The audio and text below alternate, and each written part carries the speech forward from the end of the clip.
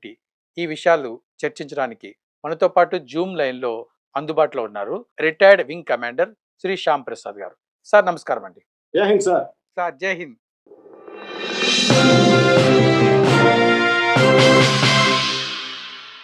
Sir ఈ AMCA project ఏంటి sir? దానికి అంత ప్రాముఖ్యత ఎందుకొచ్చింది? మీరు ఇందాక ప్రారంభంలో చెప్పినట్టు పుట్టపర్తి కోసం ప్రపంచ నలుమూల నుంచి ఆధ్యాత్మికతో, భక్తితో ప్రపంచంలో ఇప్పటి వరకు రావడం మనం చూసాం. ఆంధ్రప్రదేశ్‌లో మారుమోగింది. ఇప్పుడు రాబోయే 20 ఏళ్లలో 15, 20 ఏళ్లలో రతనాల సీమైన రాయలసీమ రక్షణ సీమగా మారబోతోంది.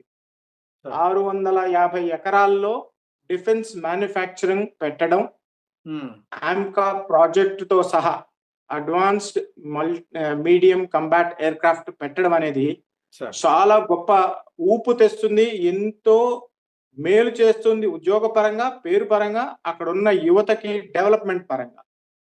సార్ ఈ ఆమ్కా ఏంటి సార్ అసలు? ఆ ప్రాజెక్ట్ ఏంటి? ఆమ్కా అంటే ఏంటి sir? Advanced medium combat aircraft అనేది మన దగ్గర ఉన్న విమానాల్లో కల్లా లేటెస్ట్ విమానంగా కాబోతుంది. ఇప్పటిదాకా మన దగ్గర ఉన్నవేంది రఫాలు,